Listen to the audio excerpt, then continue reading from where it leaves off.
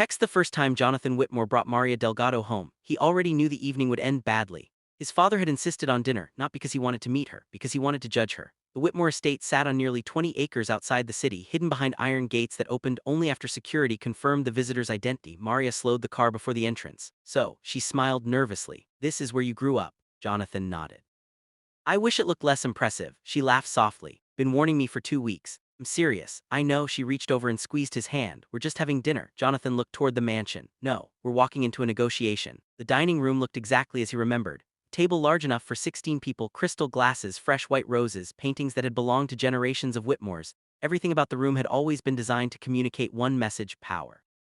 Richard Whitmore entered without smiling, even in his late 50s. He carried himself like a man accustomed to having every room fall silent when he walked inside. Jonathan, father. Richard's eyes shifted toward Maria. You must be Miss Delgado. Maria extended her hand politely. It's nice to finally meet you, Mr. Whitmore. He shook her hand only briefly. Heard, very little. Jonathan noticed the remark immediately. Maria pretended not to. Dinner began quietly. Jonathan's mother, Eleanor, asked polite questions. A nurse? Yes, I work in emergency medicine. Difficult profession, Maria smiled. It can be. It's also meaningful. Richard cut into his steak before speaking. And your father, he owned a small auto parts business. Owned, it closed several years ago. I see. His voice carried no sympathy, only calculation. Jonathan felt the conversation tightening around them. For nearly 20 minutes, Richard asked question after question. Not about Maria herself, about her family's income, their neighborhood, her education, her parents, the value of their home. Maria answered every question with quiet dignity. She never became defensive, she never raised her voice. Jonathan admired her even more with every passing minute. His father seemed to admire her less. After dessert, Richard stood. Jonathan, my study. Words weren't a request. Jonathan followed him. The heavy oak door closed behind them. Richard walked toward the fireplace.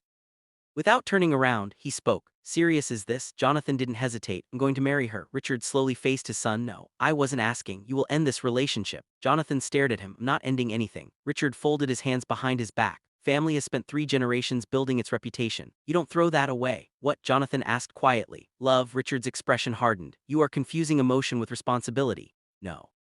I'm choosing the woman I love. Richard stepped closer. If you marry Maria Delgado, you will no longer be welcome in this family. Jonathan searched his father's face, waiting, hoping for some sign. This was anger speaking. Instead, he saw certainty. I mean every word. Silence filled the room. Then Jonathan asked the question that would stay with him for the next 20 years. Is this really about her family? For the first time that evening, something changed in Richard Whitmore's eyes. Just for a second, fear disappeared almost immediately. So that's your answer? Jonathan asked. Richard looked away. My answer. Final. Outside the study, Maria stood alone in the hallway. She hadn't heard the conversation, but the moment Jonathan opened the door, she looked at his face and quietly understood that nothing in either of their lives would ever be the same again. Text. Maria waited until they were inside the car before speaking. She didn't ask what Richard Whitmore had said. She already knew it hadn't been good. Jonathan kept both hands on the steering wheel for several minutes. Neither of them spoke. Finally, Maria broke the silence. He wants you to leave me. Jonathan nodded once. Yes. She looked out the window. I figured. Said if I marry you, lose everything. Maria closed her eyes. She had expected disapproval. She had never imagined a father asking his son to choose between love and family. I'm sorry, she whispered. Jonathan turned toward her immediately. No, ever apologize. You didn't do this. My father did. That night, Jonathan barely slept. Just after sunrise, his phone rang. The screen displayed one word: father. He answered. Jonathan, make this simple. Richard's voice was calm, almost businesslike. You still have time to fix this. There is nothing to fix. There is. You simply refuse to see it. Jonathan walked onto the apartment balcony. The morning air was cold. Love her, Richard sighed. Love fades. Family remains. Jonathan answered quietly. Every family. Without another word, Richard ended the call. Over the next several weeks, the pressure only increased. Jonathan received calls from old family friends, business associates, even distant relatives he hadn't spoken to in years. Every conversation followed the same pattern. Think carefully. Your father is only protecting your future. You're making a mistake. No one asked whether Maria made him happy. They only talked about what he would lose. One evening, Jonathan arrived at Maria's apartment carrying a small cardboard box. She smiled. What's that? He placed it on the kitchen table. Inside were old family photographs, his childhood baseball glove, a faded picture of his late grandfather, several books. My father had everything else packed. Maria looked confused. What do you mean? Jonathan forced a smile. He changed the locks. For a long moment, neither of them spoke. Then Maria quietly walked around the table and wrapped her arms around him. You still have a home, she whispered. It's just smaller than the one you grew up in. Jonathan held her tightly. For the first time that week, he allowed himself to cry. 6 months later, on a warm spring morning, Jonathan and Maria stood inside a small courthouse. There were no crystal chandeliers, no orchestra, no 100 guests, just 12 people: Maria's parents, a few close friends, a retired judge, and 2 witnesses. When the judge asked, "Who gives this bride away?" Alberto Delgado smiled.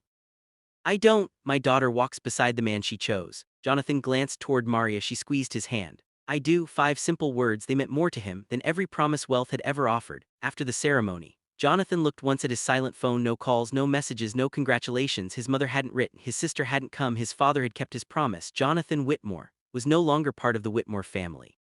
As the newlyweds walked down the courthouse steps, Maria noticed someone standing across the street, a man in a dark suit watching them. The moment Jonathan looked up, the man turned away and disappeared into the crowd. Jonathan had no idea who he was, but years later, he would remember that face and realize he had seen one of his father's oldest secrets, long before he ever knew it existed. The apartment above the laundromat was barely 600 square feet.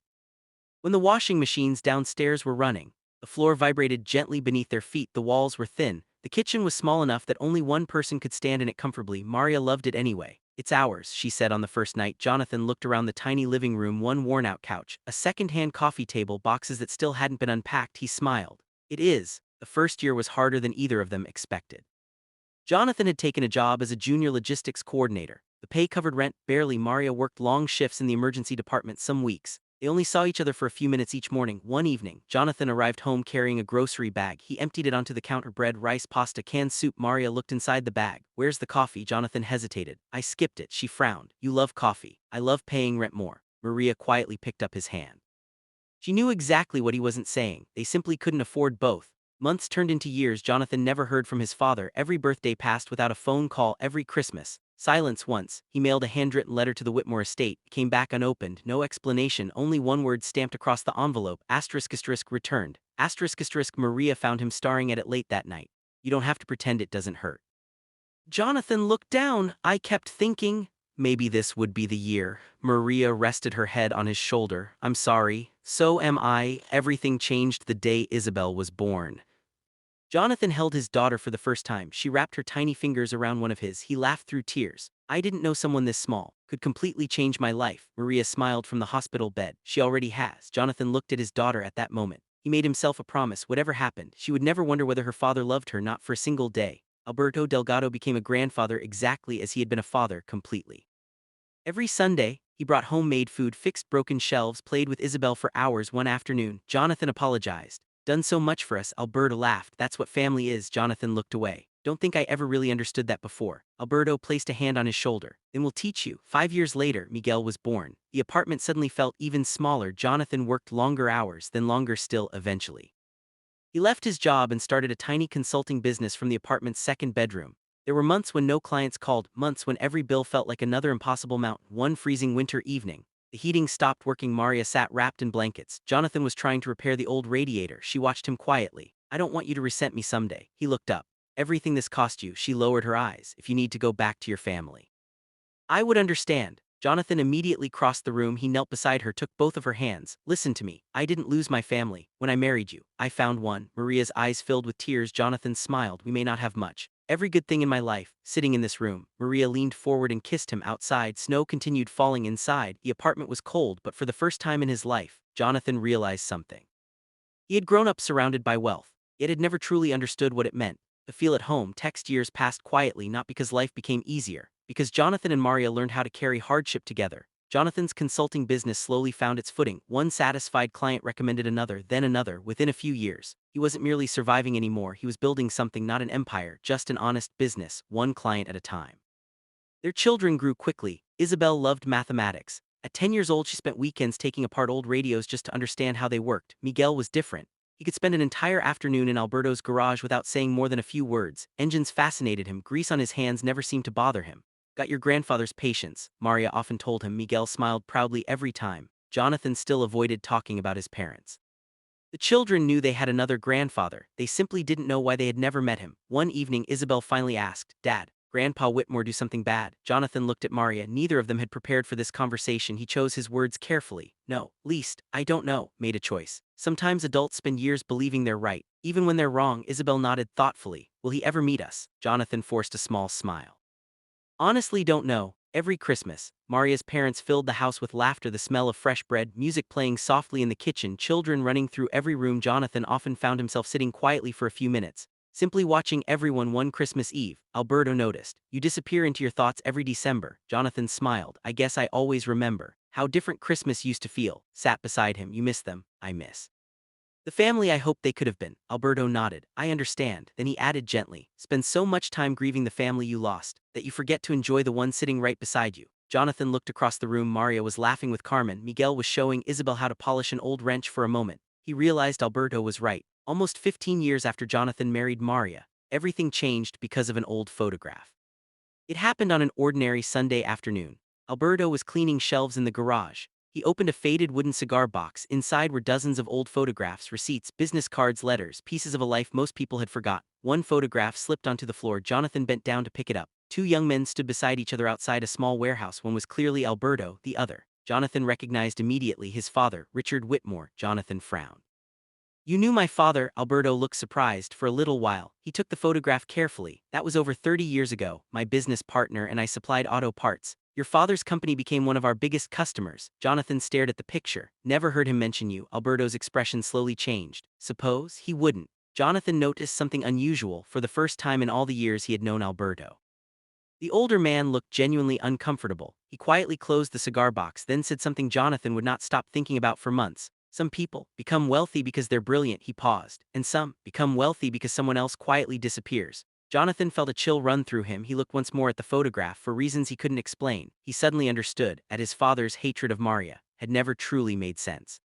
For the very first time, he began to wonder if Richard Whitmore had been hiding something far bigger than anyone had ever imagined.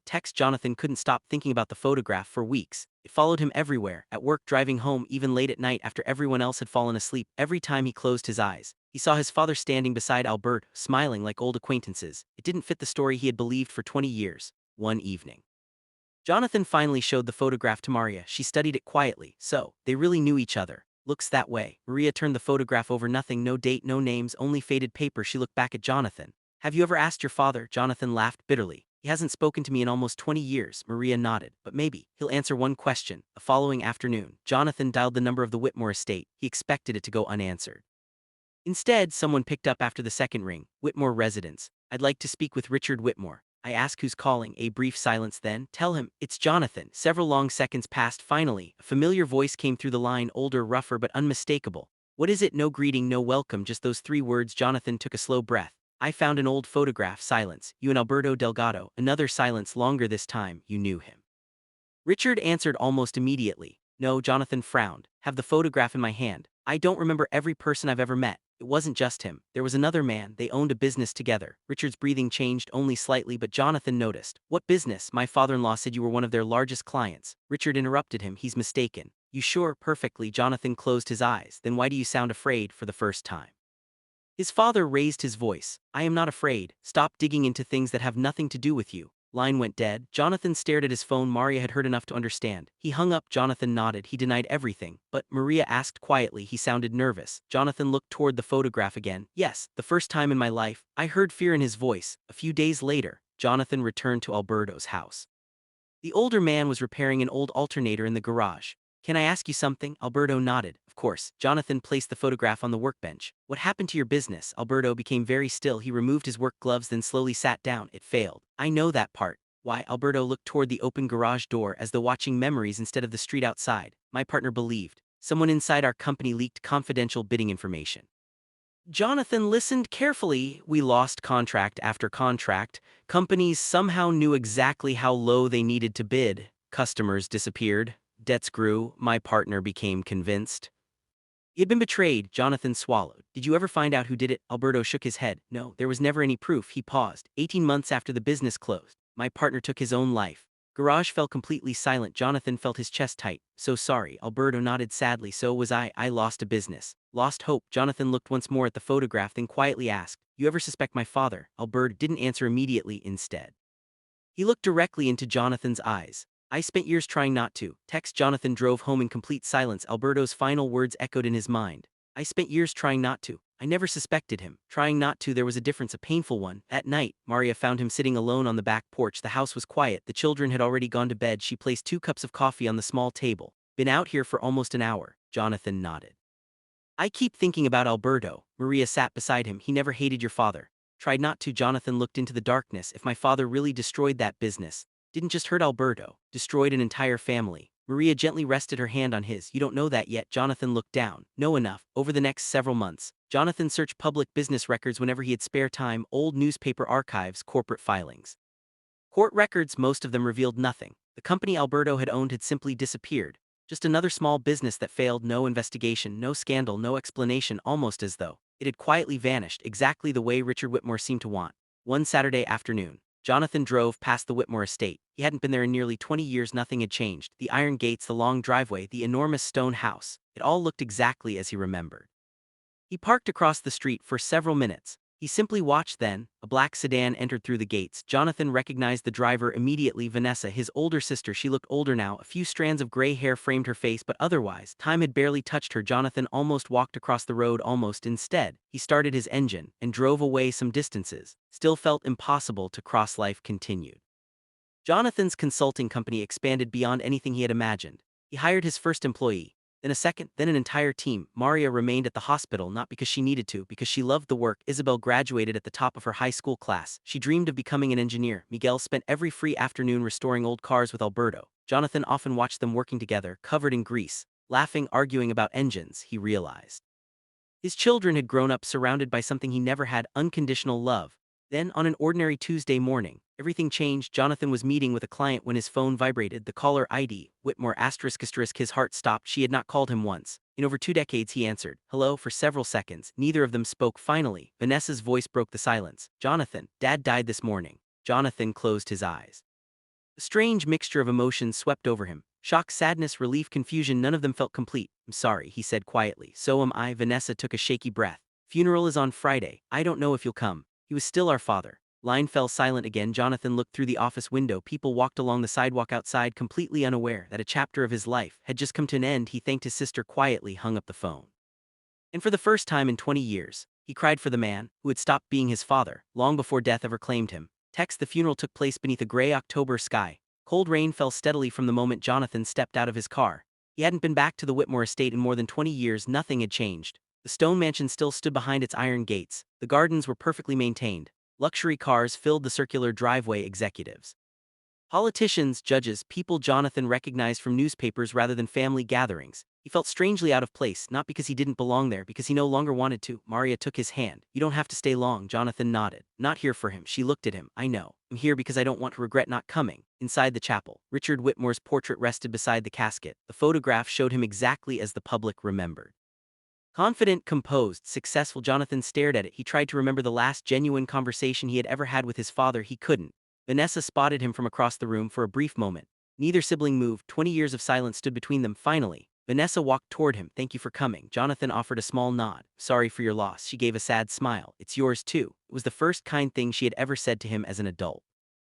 The service was elegant. Every speech praised Richard Whitmore, a visionary, a philanthropist, a man of discipline, a builder of opportunity. Jonathan listened quietly. Each word felt strangely incomplete. No one mentioned the son who had disappeared from the family. No one mentioned the years of silence. No one mentioned Maria or Isabel or Miguel. It was as though 20 years of Jonathan's life had simply never existed. After the burial, most guests gathered inside the mansion.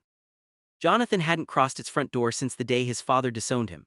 The familiar smell of polished wood filled the entrance hall. Everything looked exactly as it had decades earlier. Even the grandfather clock still ticked in the corner. Only the people had grown older. Family attorney Charles Fenwick approached him. He was now well into his 70s. His white hair had replaced the dark hair Jonathan remembered from childhood. "Jonathan, it's been a long time." "It has."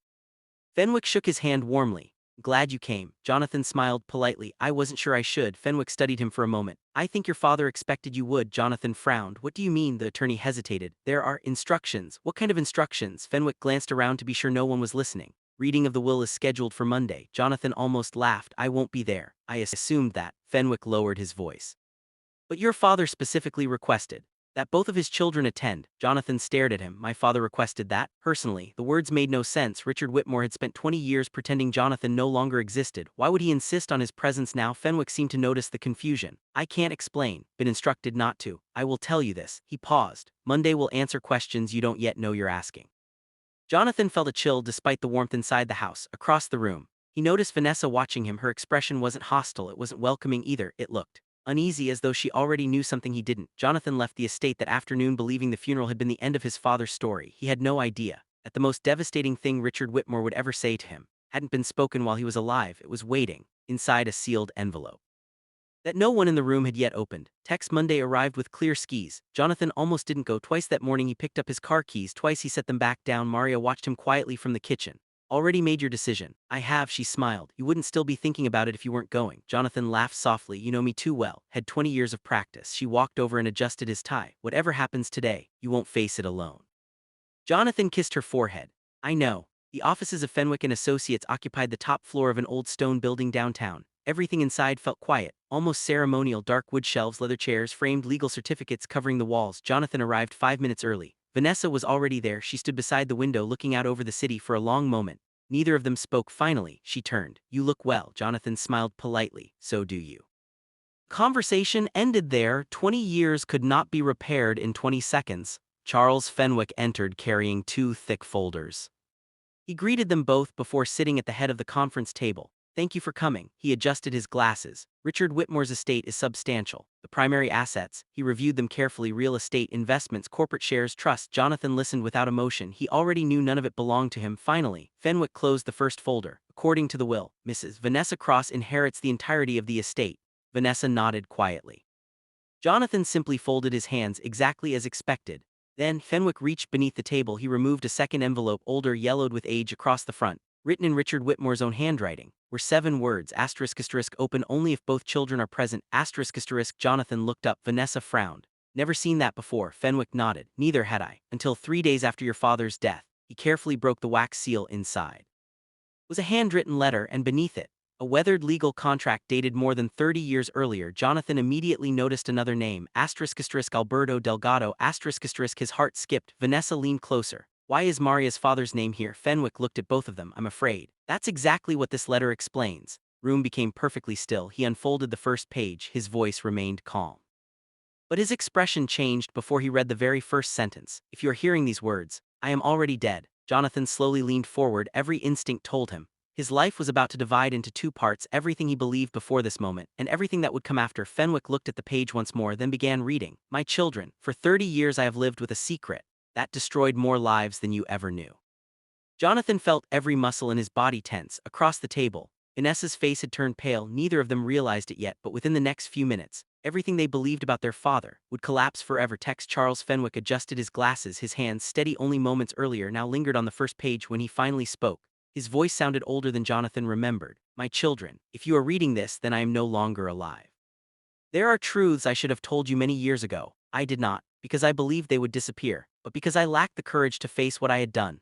Room was completely silent. Jonathan didn't move, neither did Vanessa. Fenwick continued. In 1987, Whitmore Industrial Holdings faced the greatest financial crisis in its history. We're losing contracts. The banks were becoming impatient. I believed the company would collapse. Jonathan frowned. His father had always described those years as the beginning of the company's greatest success. Apparently, that wasn't the whole story. Richard's letter continued. At that time, our company was competing against a small parts distributor. The business belonged to 2 men, Alberto Delgado and his partner Samuel Carter. Jonathan felt his stomach tight. He glanced toward the old contract lying beside the letter. Both names appeared exactly as his father had written them. I obtained confidential bidding information. That did not belong to me. I used it. Every contract they submitted, I undercut. Every opportunity they created, I destroyed. Vanessa slowly covered her mouth. No, she whispered. No. Fenwick paused for a moment, then continued reading. Company failed within a year. I told myself it was only business. I repeated that lie until I almost believed it. Jonathan closed his eyes. He suddenly understood why Alberto had looked so uncomfortable whenever Richard's name was mentioned. Fenwick turned the page, but that was not the worst consequence. Samuel Carter lost everything. 18 months later, took his own life. Words echoed through the conference room. Nobody spoke, nobody moved. Jonathan stared at the polished wooden table. His father hadn't simply ruined a business, he had destroyed an entire family. Vanessa finally found her voice. This can't be true. My father, he wouldn't. Fenwick quietly slid another folder across the table. Inside were photocopies of old corporate correspondence, bank records, internal memoranda, handwritten notes. Every document pointed toward the same conclusion. Richard Whitmore had known exactly what he was doing. Jonathan slowly picked up one yellowed memo. It contained his father's signature and beside it, several handwritten figures, exact bid amounts, numbers that should never have been in Whitmore's possession. Jonathan carefully placed the paper back on the table. His hands were shaking. Fenwick continued. There is one final section. Jonathan looked up. Richard's handwriting appeared less controlled now, almost uneven. My greatest punishment, not guilt. It was irony. My son fell in love with Alberto Delgado's daughter. Jonathan felt his heartbeat quicken. I immediately recognized her surname. I knew exactly who she was. Also knew, if Alberto ever looked closely enough, might recognize mine. Vanessa stared at the letter in disbelief. Jonathan didn't need to hear the rest. For the first time in 20 years, his father's actions finally made sense, not because they were justified, because they had never been about class, they had been about fear, fear that one forgotten crime would finally come back and demand the truth. Text Jonathan could barely breathe for 20 years. He had believed his father rejected Maria because of pride, because of money. Because Richard Whitmore could not accept that his son had fallen in love with the daughter of an ordinary mechanic. Now he understood the truth. Richard hadn't been protecting the family's reputation, he had been protecting himself. Charles Fenwick continued reading. I convinced myself, if Jonathan married Maria, the past would remain buried. Every time I saw her, I saw Alberto. Every time I saw Alberto, I remembered Samuel Carter. I became a prisoner of my own decisions. Vanessa slowly lowered her eyes. I never knew, she whispered. I swear I never knew. Jonathan believed her for the first time in years. He saw not the sister who had ignored him, but another victim. She had lived her entire life loving a father she had never truly known. Fenwick turned to the final pages. There is something else. Richard's handwriting had become noticeably weaker, less controlled, as though every sentence had cost him effort. Several years ago, I hired private investigators to protect my company, to find Samuel Carter's family. Jonathan looked up immediately. Samuel left behind a wife, a son. I discovered they struggled for decades. The boy left school early, worked wherever he could. Mother died believing justice would never come. Jonathan closed his eyes. He imagined a child growing up without a father, because Richard Whitmore had wanted one more contract, one more victory, one more year of success. I wanted to apologize, never found the courage, so instead, created a trust. The funds are not charity, they are restitution. They belong to those whose lives I destroyed. Fenwick carefully removed another document. It was stamped by the court. Samuel Carter Restitution Trust. Jonathan stared at it. The amount listed on the first page was astonishing, enough money to transform several generations. Vanessa looked equally stunned. Dad did this, Fenwick nodded, nearly 8 years ago. Instructed me never to tell either of you until after his death. Jonathan finally spoke. What about Alberto? Fenwick hesitated. There is another letter. This one is addressed only to him. Jonathan felt his pulse quicken. Has he seen it? No, specifically instructed me. Deliver it only after both of you had learned the truth. Jonathan stood and walked toward the window. The city stretched endlessly below, thousands of people going about ordinary lives. None of them knew that one business decision made 30 years earlier had silently shaped the lives of dozens of people. He turned back toward Fenwick. Does Maria know any of this? No, neither does Albert. Jonathan nodded slowly. They deserve to hear it from me. He looked at the sealed envelope bearing Alberto Delgado's name for a long moment. No one reached for it because everyone in the room understood. At opening, Richard Whitmore's confession had ended one story. Delivering that final letter would begin another, one that could either heal a wound 30 years old or reopen it forever. Text. Jonathan drove home in complete silence. The sealed envelope addressed to Alberto Delgado rested on the passenger seat. It felt impossibly heavy, not because of its weight, because of what it contained. For 30 years, the truth had remained hidden inside the conscience of one man. Now Jonathan was carrying it to the family that had suffered because of it. Maria opened the front door before he reached it. One look at his face was enough. What happened? Jonathan didn't answer immediately. Instead, he stepped inside and embraced her. She felt him trembling, something she had experienced only a handful of times during their marriage. Jonathan, what is it? He finally whispered. My father lied to us.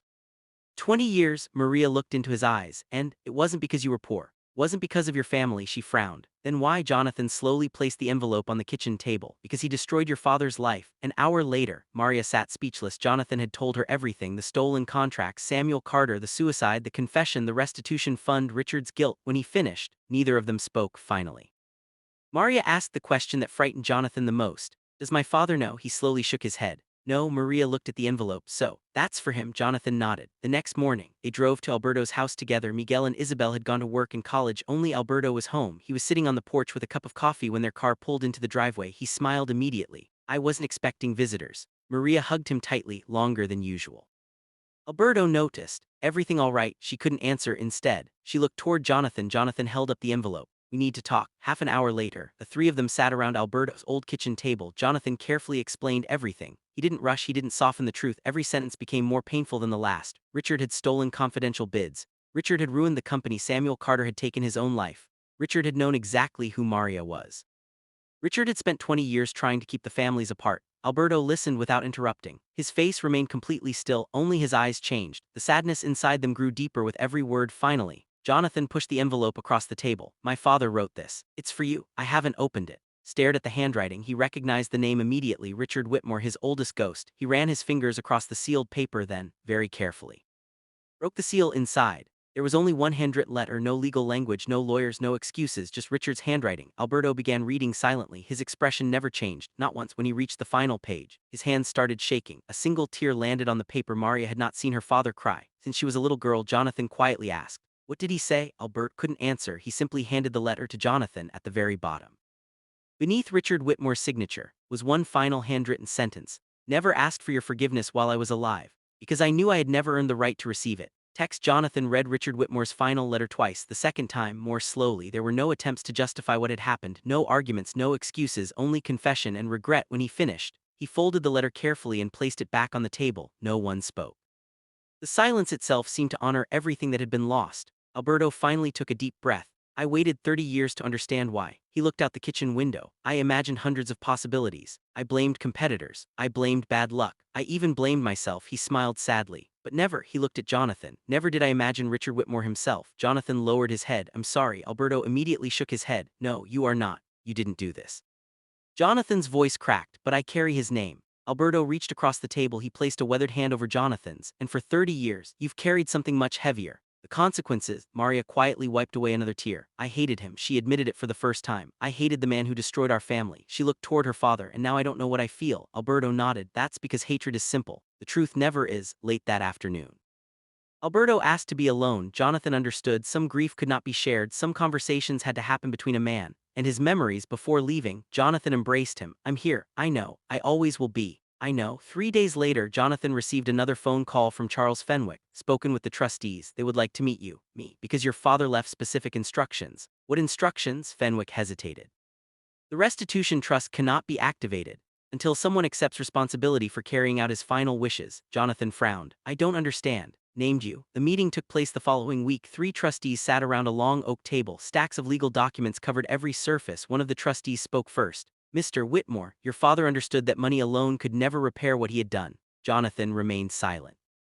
"He asked us to distribute these funds only if you personally agreed to oversee the process." Jonathan looked surprised. "Why me?" An older woman sitting at the end of the table answered. "Because according to your father, you were the only member of the family who still understood the difference between wealth and worth." Jonathan froze. Those words, they sounded familiar. Suddenly, he remembered something his own grandfather had once said when he was a child. "A person's worth is measured by what they give away, by what they keep." His father had mocked that lesson for years, yet somehow, he had remembered it until the very end. The irony was almost unbearable. Jonathan looked around the room. "If I accept, what happens?" The chairman opened another folder. "Carter family will receive the restitution immediately. Additional charitable foundations will be created in Samuel Carter's memory. There is also one final instruction." Jonathan looked up. "What instruction?" The chairman slowly slid a sealed document across the table. "Your father requested that his written confession be released publicly, exactly 1 year after his death." Jonathan stared at the envelope. If he honored Richard's final wish, the Whitmore name would never recover. The company could lose billions. His sister's life would change forever. But if he refused, the truth would remain hidden once again, exactly where Richard Whitmore had kept it for 30 years. Text. Jonathan did not answer the trustees immediately. He asked for time, not days, just one night. Some decisions could not be made inside a conference room. That evening, he gathered everyone at Alberto's house. Maria, Alberto, Isabel, Miguel, even Vanessa accepted the invitation after Jonathan called her personally. When she arrived, the room became noticeably quieter. It was the first time the Whitmore and Delgado families had ever sat at the same table, not as enemies, not as strangers, but as people connected by the same painful truth. Jonathan explained everything: the restitution trust, the public confession, the 1-year delay, his father's final request. When he finished, no one spoke for several moments. Finally, Miguel broke the silence. "If people find out, they'll hate Grandpa Richard." Jonathan looked at his son. "Many probably will." Miguel frowned. "Then why tell them?" Before Jonathan could answer, Alberto spoke. "Because the truth doesn't become less true just because it's uncomfortable." Vanessa sat with her hands folded tightly in her lap. Her voice was barely above a whisper. "If Jonathan releases that confession, the company could collapse. Thousands of employees had nothing to do with father's crime." She looked directly at Alberto. "And neither did they." Alberto nodded slowly. "Right, they shouldn't pay for Richard's sins." Maria turned toward Jonathan. "So, what happens if you refuse?" Jonathan answered quietly. "Confession stays sealed. Carter family receives their restitution. No one ever learns why." The discussion continued late into the evening. No one argued, no one raised their voice. Each person carried a different burden. Vanessa feared destroying everything her father had built. Maria feared protecting the reputation of a man who had shattered innocent lives. Miguel worried about people losing their jobs. Isabel asked only one question: what would Samuel Carter have wanted? No one had an answer. Long after everyone else had gone to bed, Jonathan remained outside on Alberto's porch. The old man joined him with 2 blankets. Neither of them spoke for several minutes. Finally, Alberto broke the silence. When I was young, I believed justice meant punishment. Jonathan listened. As I grew older, I realized justice is really about truth. He looked toward the stars. Punishment belongs to courts. The truth belongs to everyone. Jonathan slowly turned toward him. So you think I should release it? Alberto smiled sadly. I think you shouldn't make your decision because of Richard, because of me. It's because of the people who will still be alive 20 years from now. Jonathan frowned. I don't understand. Alberto's eyes filled with quiet wisdom. If children inherit money, they become wealthy. If they inherit the truth, they become wiser. The following morning, Jonathan returned to the trustees. The sealed envelope containing Richard Whitmore's confession lay in front of him. The chairman looked at him. Have you reached a decision? Jonathan placed both hands on the table. He knew exactly what he was going to do. He slowly pulled the envelope toward himself, picked up a pen, signed the final authorization form, then looked every trustee directly in the eye. Honor my father's last request. A quiet breath escaped the room. The chairman nodded once. Then, year from today, the entire world will learn the truth. None of them noticed that at almost the exact same moment, several thousand miles away, a gray-haired man named Daniel Carter, Samuel Carter's only surviving son, opened an unexpected letter that had just arrived in his mailbox. It bore only 3 words on the envelope: asterisk from Richard Whitmore. Asterisk text. Daniel Carter stared at the envelope for several minutes. He didn't recognize the handwriting. He certainly recognized the name: Richard Whitmore, the billionaire whose company had dominated the industry for decades. The same man his father had once mentioned only once. On the night before he died, Daniel had been 11 years old. He remembered almost nothing from that evening. Only one sentence: if anything ever happens to me, take care of your mother. He had never understood why his father had sounded so defeated until now. With trembling hands, Daniel opened the envelope. Inside was a letter, and beneath it, a certified bank document. The number printed across the bottom was so large, he thought it had to be a mistake. His eyes returned to the letter. Mr. Carter, if this letter has reached you, then I have already confessed everything to my own family. There is no apology worthy of the damage I caused. There are only facts. Your father was an honorable man. I was not. For 30 years, I allowed the world to believe I had earned everything through talent. The truth is, part of my success was built upon stealing opportunities that belonged to him. Nothing I send you can replace your father. Nothing can return your mother's lost years. Except this, not as generosity. It is a debt, one I should have paid decades ago. Richard Whitmore. Daniel lowered the letter. His wife Emily looked at him with concern. What is it? He couldn't answer. Instead, he silently handed her the documents. She read them, then looked back at him. Oh my God. 3 days later, Jonathan received another phone call. It was Daniel Carter. Neither man spoke for several seconds. Finally, Daniel broke the silence. I don't know whether I should thank you or hate your family. Jonathan closed his eyes. Asked myself the same question. Daniel gave a quiet laugh. At least it sounded like a laugh. Mostly, it sounded like exhaustion. I spent 30 years believing my father failed. I blamed him. I blamed myself. I blamed poverty. Now I find out. Never lost because he wasn't good enough. Lost because someone cheated. Jonathan had no words. There weren't any. I'd like to meet you, Daniel finally said. Jonathan answered immediately. So would I. 2 weeks later, the meeting took place in a quiet cafe halfway between their cities. Jonathan recognized Daniel the moment he walked in. The resemblance to Samuel Carter was unmistakable. The same eyes, the same calm expression, the same quiet dignity. For a strange moment, Jonathan felt as though he were looking into the face of the man his father had helped destroy. Daniel extended his hand. Jonathan shook it firmly. I'm sorry, Jonathan said before either of them sat down. Daniel nodded. I know, strangely. I believe you. They talked for nearly 4 hours about fathers, about loss, about children, about mistakes that echo across generations. Neither man defended Richard Whitmore. Neither man celebrated his downfall. Instead, they tried to understand how one terrible decision had reshaped so many lives. When the conversation ended, Daniel reached into his briefcase. He removed an old photograph. It showed 2 young men standing beside a delivery truck. One was Alberto Delgado, the other, Samuel Carter. Both were smiling. Both believed the future belonged to them. Daniel gently placed the photograph in front of Jonathan. My father deserved to be remembered for this, for how his story ended. Jonathan looked at the photograph for a long time, then quietly nodded. Promise you, will be. Text. 1 year passed quietly. No reporters, no headlines, no public accusations. Jonathan honored every instruction contained within the restitution trust. The Carter family received everything Richard Whitmore had promised. Scholarships were established in Samuel Carter's name. Small business grants began helping entrepreneurs who had lost everything through circumstances beyond their control. Every document carried the same sentence at the bottom: asterisk in memory of Samuel Carter, a man whose integrity outlived those who betrayed him. Asterisk. Jonathan insisted on it. Life slowly found a new rhythm. Isabel graduated from university with honors. Miguel opened his own automotive restoration workshop alongside Alberto. Daniel Carter became more than an acquaintance. He became family, not by blood, by choice. On holidays, the Carters and Delgados gathered around the same table. The laughter sounded genuine, something none of them could have imagined only a year earlier. Then, exactly 1 year after Richard Whitmore's death, Jonathan walked into the headquarters of Whitmore Industries for the first time. He wasn't there as Richard Whitmore's son. He was there as the executor of his father's final confession. Every major news organization had been invited. Television cameras lined the auditorium. Employees filled hundreds of seats. Many had worked for the company for decades. None of them knew why they had been called. Vanessa stood quietly beside Jonathan. She looked nervous. He reached over and squeezed her hand. "We'll get through this," she nodded. "I know." Charles Fenwick stepped to the podium. He looked older than ever. His voice echoed across the silent room. "Today, we are honoring the final legal instruction left by Richard Whitmore." He unfolded the handwritten confession. Every camera in the room focused on him. Then he began reading. There were no interruptions, no dramatic reactions, only silence as Richard admitted stealing confidential information. The audience grew still as he confessed destroying Alberto Delgado's company. People lowered their heads. When Fenwick reached the passage describing Samuel Carter's suicide, several employees quietly wiped away tears. No one applauded when the reading ended. No one spoke. The silence carried more weight than words ever could. Finally, Jonathan stepped onto the stage. He looked across hundreds of faces. "My father committed a terrible wrong. Cannot change what he did. Cannot erase the suffering he caused. I refuse to hide it." He paused. "Because a company that survives only by protecting lies. Neither its success, nor its future." He announced the creation of the Samuel Carter Ethics Institute, an independent organization funded by the Whitmore family. Its mission was simple: to help businesses build cultures where honesty mattered more than profit. When Jonathan finished, the room remained silent for another long moment. Then, one employee stood. He began applauding. Another followed, then another. Soon, the entire auditorium rose to its feet. Not for Richard Whitmore. Not even for Jonathan. They stood for the truth. Outside, reporters surrounded Jonathan and Vanessa. Questions came from every direction. "Will the company survive? Did you know about the crime? Why reveal this now?" Jonathan answered only one: because every family eventually faces a choice. You can inherit someone's wealth, or you can inherit their courage. Chose courage. That evening, Jonathan drove to the small cemetery where Samuel Carter was buried. Daniel, Maria, Alberto, Vanessa, Isabel, Miguel all stood beside him. No speeches were planned. None were needed. Jonathan placed the original photograph of Samuel and Alberto against the headstone.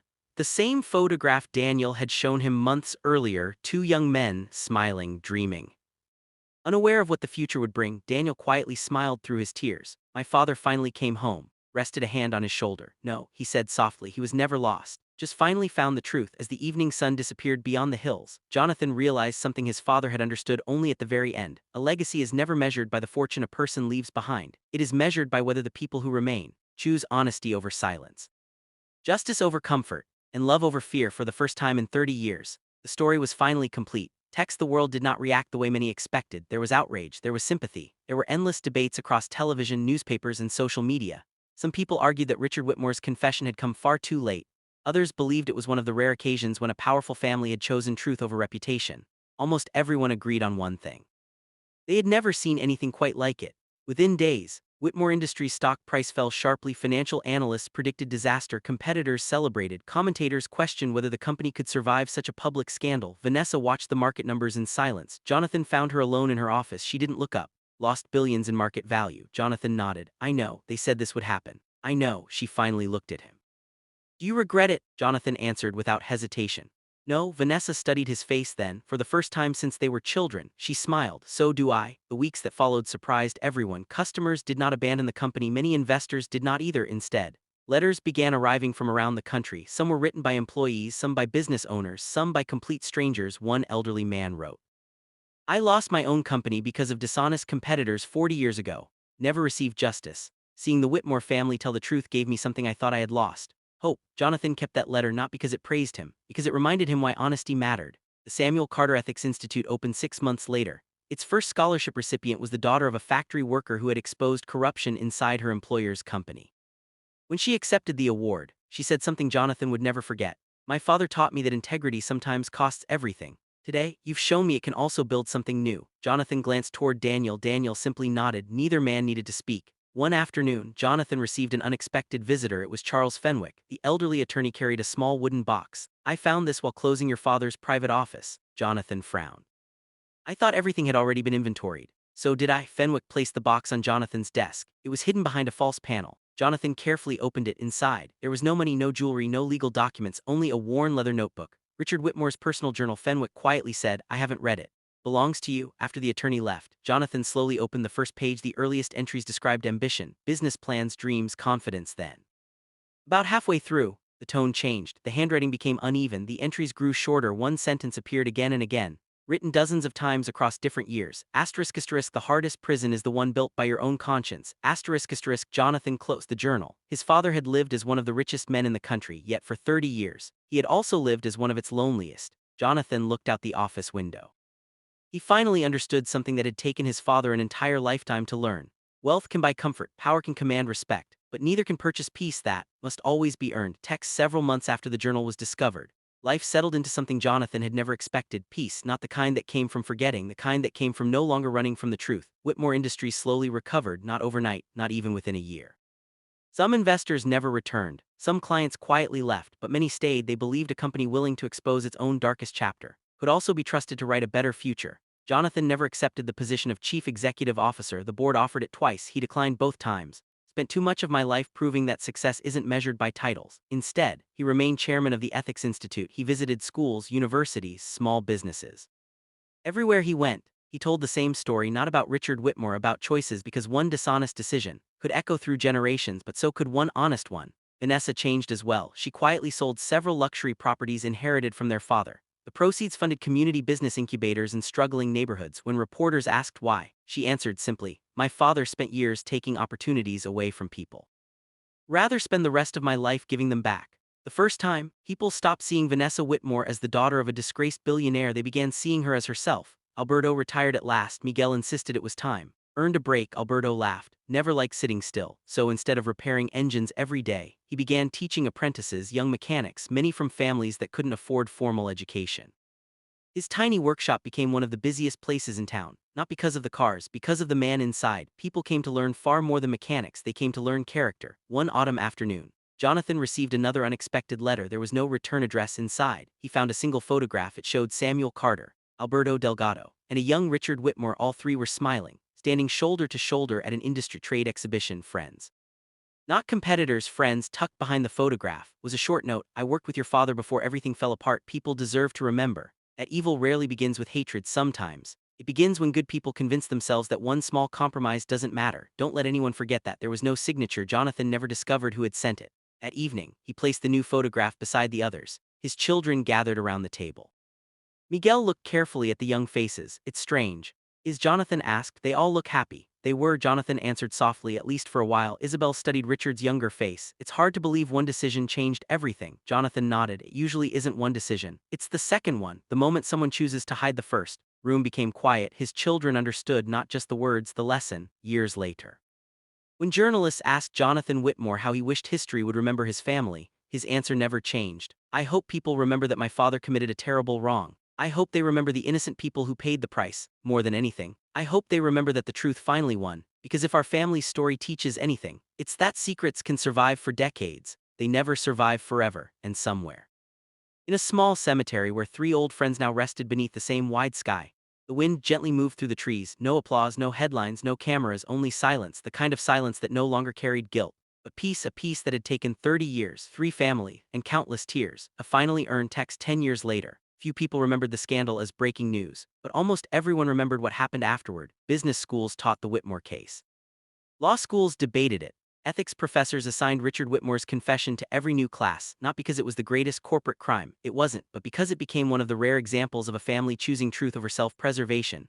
Jonathan never became comfortable with public attention. Whenever he was invited to speak, he accepted only if one condition was met: "I won't speak alone." So every conference included someone else: Daniel, Carter, Vanessa, Maria. Sometimes even Alberto, because Jonathan believed no story belonged to only one person. One spring morning, the Samuel Carter Ethics Institute celebrated its 10th anniversary. More than 4,000 scholarships had been awarded. Hundreds of small businesses had received emergency grants. Dozens of whistleblowers had received legal support after exposing corruption. On the entrance wall, visitors always stopped before a single bronze plaque. It carried only one sentence: "Truth delayed is still worth telling."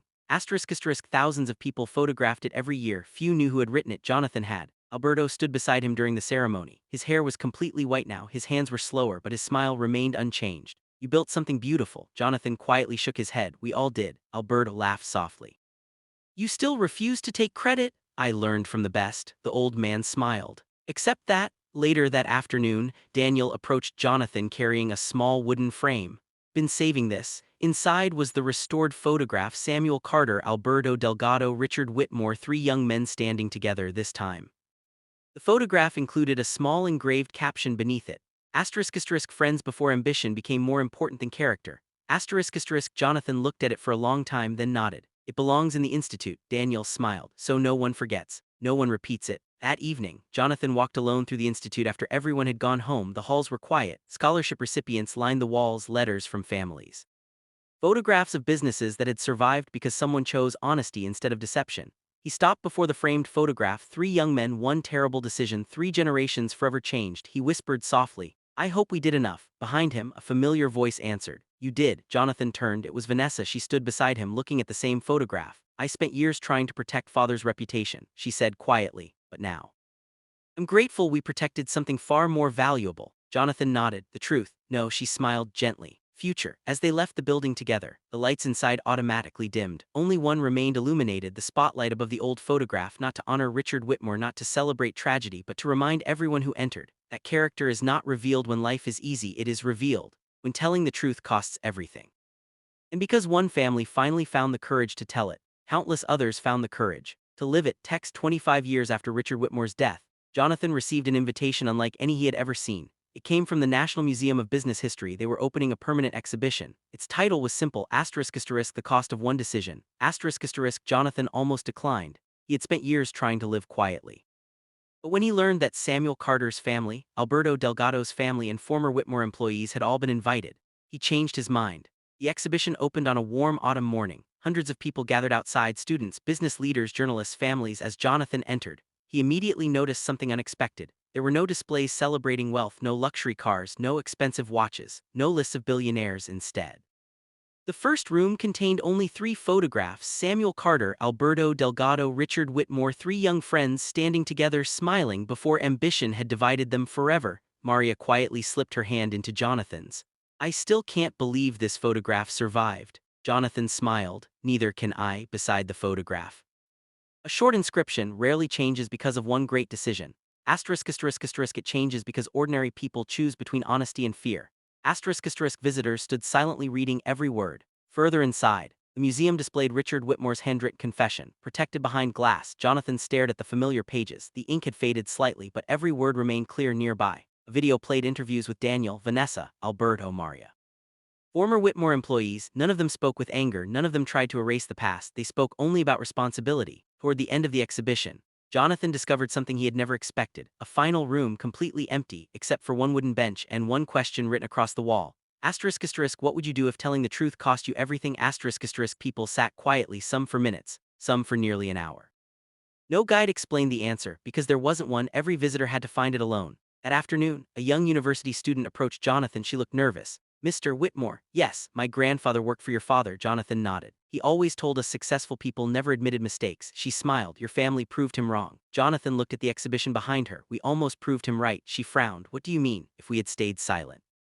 "Would have." Young woman thanked him, then quietly walked away. As the museum prepared to close, Jonathan gathered with Daniel, Maria, Vanessa, Alberto, Isabel, and Miguel one last time. The years had changed all of them: gray hair, wrinkled hands, slower steps, but the affection between them had only grown stronger. Daniel looked around the room. "My father would never have imagined this." Alberto smiled warmly. "Neither would mine." Vanessa looked toward Richard's confession. "I wish father had found the courage sooner." Jonathan nodded. "So do I. But because he finally did, so many people found theirs." As they walked toward the exit, Jonathan turned for one final look. The last exhibit wasn't Richard's confession, it wasn't the photographs, it wasn't the scholarship records, it was a simple mirror above it. One sentence had been engraved into the glass. Every legacy ends with the same question. When the truth needed you. Who did you choose to become? Jonathan smiled quietly, then walked into the evening beside the family he had chosen, knowing that the greatest inheritance he would ever leave his children would never be his name, it would be the courage to tell the truth. Text: 30 years after Richard Whitmore's confession, Jonathan stood once again before the old Whitmore estate. The mansion had changed, not in appearance, in purpose. The home where fear had once ruled every conversation was now the headquarters of the Whitmore Foundation for Ethical Leadership. The dining room where Jonathan had been disowned had become a scholarship hall. The study where Richard had forbidden him from marrying Maria had become a public library dedicated to business ethics. No doors were locked, no names were hidden, anyone could walk inside. Jonathan often thought that was exactly what his father would have feared most, and exactly what he would have wanted in the end. A group of young students waited in the entrance hall. One little boy raised his hand. "Mr. Whitmore," Jonathan smiled. "You angry at your father forever?" The room became quiet. Teachers looked uncomfortable. Jonathan knelt so he was at the boy's eye level. "I was angry. A long time." Anger isn't a place where anyone can live forever. Boy thought about that. "So, you forgive him?" Jonathan looked around the old house at the walls that had witnessed so much pain. Then he answered honestly. "Forgave him, the day I stopped allowing his worst decision to become mine." That evening, Jonathan and Maria drove to the cemetery. Alberto had passed away peacefully 2 years earlier. He rested beside Samuel Carter exactly as both families had wished, nearby. Richard Whitmore's grave overlooked the same hillside, not separated, not isolated, simply another stone beneath the same sky. Jonathan carried 3 fresh white roses. He placed one on Samuel's grave, one on Alberto's, then, after a long pause, he placed the third on Richard's. Maria quietly watched. "You still visit him?" Jonathan nodded. "Every year," smiled gently, "because if I only remembered him for his greatest failure, I'd be making the same mistake he made." Maria slipped her arm through his. "He would have been proud of you." Jonathan looked toward the setting sun. "I hope." Finally learned to be. Weeks later, Jonathan finished writing the last page of his memoir. He titled it simply **The Inheritance**, not because it was about money. It wasn't. It was about the things parents leave behind that cannot be measured: love, fear, courage, silence, truth. Before sending the manuscript to the publisher, he added one final paragraph. It read, "If you have read this far, you may believe this story is about a wealthy family. Isn't, it is about every family. Because sooner or later, every parent leaves their children something. The question is never whether an inheritance exists. The question is, will it be built from secrets, or from truth?" The book became an international bestseller not because it exposed a scandal, but because readers recognized themselves inside its pages. Letters arrived from every corner of the world. People confessed long-hidden family secrets. Brothers reconciled, parents apologized, children found the courage to ask difficult questions. Jonathan answered as many letters as he could. Every response ended the same way: truth may arrive late. It is never too late for the truth to matter. Many years later, after Jonathan himself was gone, visitors continued walking through the foundation near the exit, beneath the restored photograph of 3 young friends. Small bronze plaque carried the final words Jonathan Whitmore had ever written. Character is not inherited. It is chosen. Every single day. People paused, read the words, looked once more at the smiling faces in the photograph, then quietly continued home. Some called their parents, some apologized to old friends, some made promises they had postponed for years. None of them knew Jonathan Whitmore personally. They didn't have to, because his greatest legacy was never the fortune he refused, nor the scandal he revealed. It was the reminder that one person, choosing honesty over fear, can change the lives of generations yet to come. And somewhere beyond the reach of headlines, beyond wealth, beyond regret, 3 old friends were finally remembered together, not for the tragedy that separated them, but for the truth that at last brought them home.